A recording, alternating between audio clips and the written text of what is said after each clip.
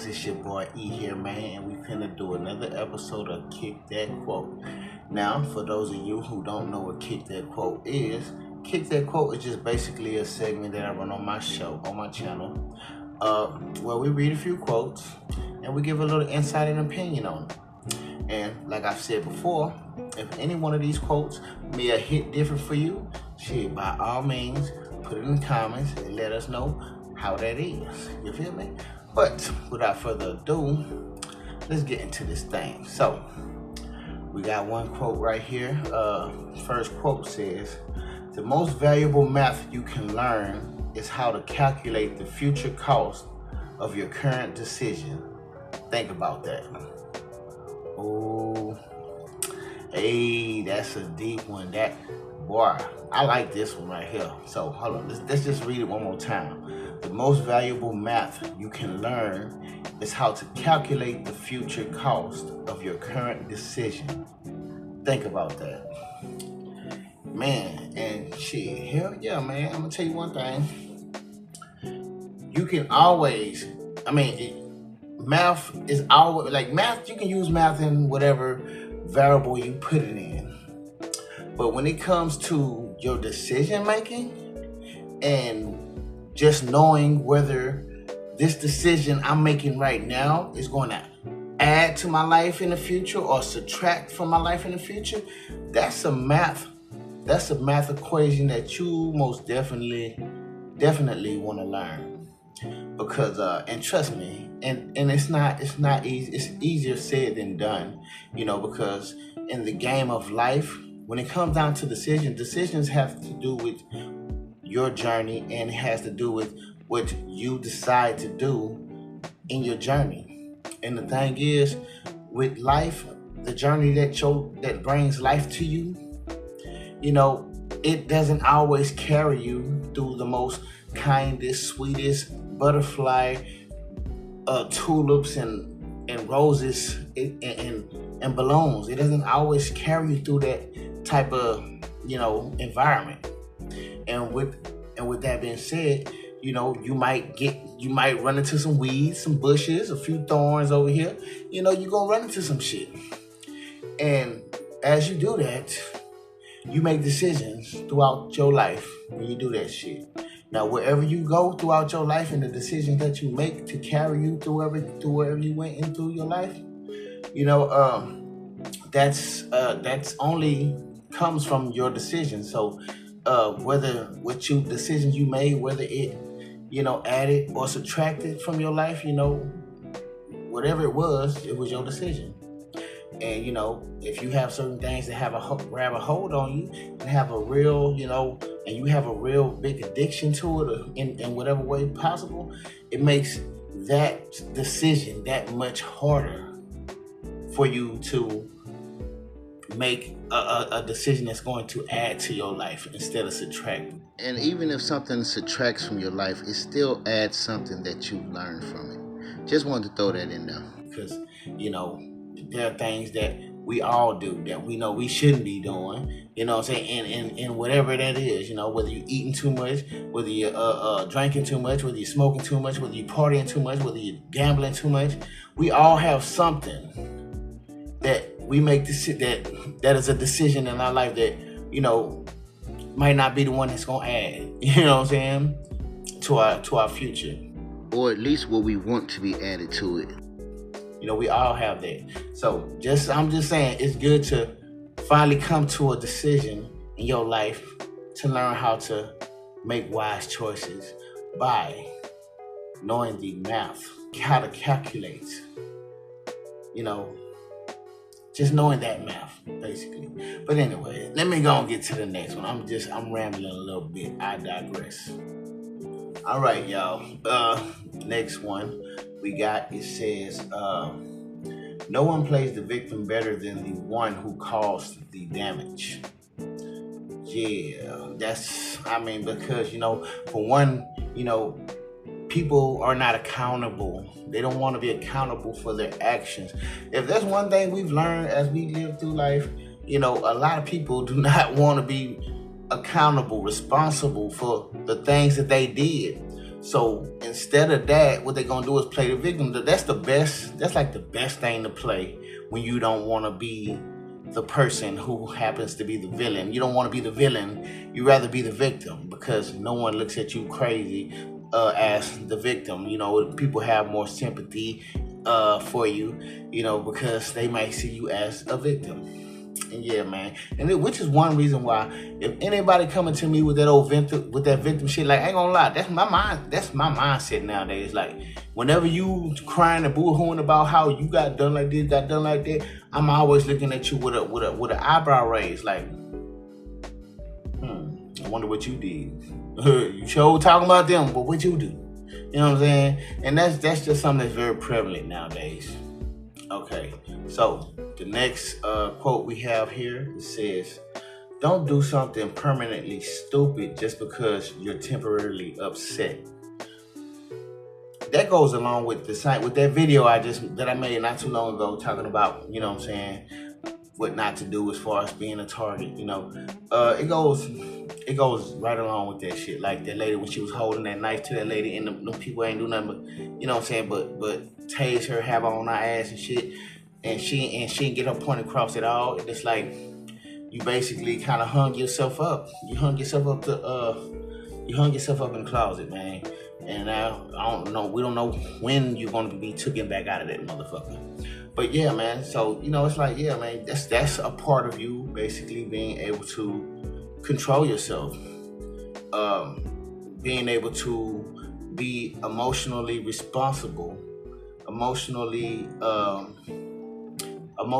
intelligent about yourself, to where you don't allow certain things to pull you and push you off on a deep end, how you crash out here.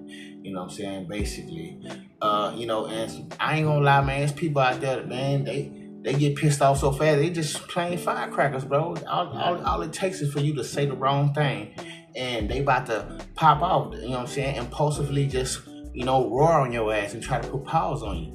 And the thing is, after you do shit like that, consequences come right behind that shit. So, sometimes it's just best to be able to control yourself. Fuck with motherfuckers talking about, oh, you being scared, you ain't doing shit. All you doing is just not trying to involve yourself or have yourself immersed in some bullshit that don't even deserve you being there, because it's not even important to you. Why should you sit around some shit? Now, when you ain't got no choice of a motherfucker have you cornered, have you against the wall, you gotta get your ass up out the wall. Sometimes you gotta scratch your way out that wall, you know what I'm saying? You know how you corner a cat, that bitch gonna scratch his way out of there? Sometimes you're gonna do that. Sometimes you might have to, somebody might rush you, and you might just flip them, you know what I'm saying, as they rush you, you know what I'm saying, onto their motherfucking back or something like that. Sometimes it might happen. But I'm just saying, though, but for the most part, don't do that, man. Just don't do nothing permanently stupid that can permanently, cause some sort of consequence that can permanently put you out for some temporary feelings. So yeah, you feel me? Okay, y'all, this the last one right here, and this one here says, the only person who is coming to save you is the version of you that is sick of the current version of you. Man, okay, that hit me. That hit right here. That touched my spirit, yo. I don't know what it did for you. All the rest of them touched me too, but this one, like, this one really tapped me. This one kind of like, this one pushed, knocked me back a little bit. The other ones might have tapped, but this one kind of pushed me. So yeah, I definitely can attest and agree, and can say that I have lived this. I'm living this now. You know what I'm saying? Like, this is my life. You know what I'm saying? It's sure as some of y'all's lives. You know what I'm saying? Because I know all y'all ain't on some shit like me. And maybe a good amount of y'all could be. You know what I'm saying? Maybe you might just be now. Who knows? But whoever this resonates with, I'm sure you can attest that this is exactly what it is. Because just think about all the things that you've gone through that you probably feel should have taken you out, or maybe made you, get institutionalized, or maybe get you locked up, or maybe have you put hands on somebody, or maybe, cause you to self-destruct your damn self. through all the things that you had to go through in your life, right? I'm sure you know. Well, even if you don't know, you're gonna know now. Well, you should know that the reason why you didn't do any of those things is because there is a version of you that was strong enough to want you to get through that. Like, there's a version of you that didn't want to give up on you. You know, there was a version of you had to ascend to, that you had to upgrade and evolve into to get you back stable from the things that might have unstabilized you in any kind of way, whether that was mentally, physically, or spiritually, or whatever. You know, all of the things that you've been through, only you was able to come get you out of there, right? Only you was able to put a smile on your face when you couldn't have a smile at all.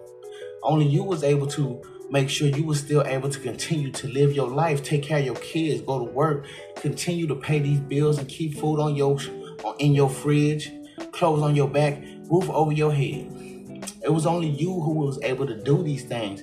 Of course, you know, spiritually, of course, God was with you, but physically in this 3D plane that we're in now, you know, you had nobody to help you in those areas. And those areas was probably one of the most important areas that you would wish somebody would have helped you in. You know, because you might have had somebody help you financially. You know, you might have had a family member that you stay over their house or something. And you might have people that love you. But at the same time, you wasn't able to be fully who you wanted to be. You know, all of you, and probably most of you wasn't able to tell nobody about yourself. You was suffering in silence, alone, you know, because you didn't think nobody else could understand you, or maybe even you didn't want to put nobody in harm's way by giving them information that you knew, you know, because maybe now that they know, they might be in trouble, you know, anything, you know what I'm saying? But you handled that on your own. It was you did that. And a version of you that was sick and tired of being, you know, just someone that is controlled by certain things outside of you. You had to do what you felt you wanted to do, which was pick yourself back up, even though there were certain things that wanted you to feel otherwise. You didn't allow that. So yeah, you had to be sick and tired. There was a version of you that was sick of the current version of you, because they knew if you was to stay the same, you wouldn't make it. You had to change. You had to get better. You had to get stronger, wiser, whatever you had to do. It had to happen, and it happened, didn't it? And it happened, didn't it? Ain't you a stronger version than you was before? Ain't you a stronger version of yourself now? That's the version that wanted you to get you up off that ground, and it did, and you off of it. And guess what? You might have little struggles here and there, but guess what? You still survive. You still get through, push through, and get through life. And I'm proud of you.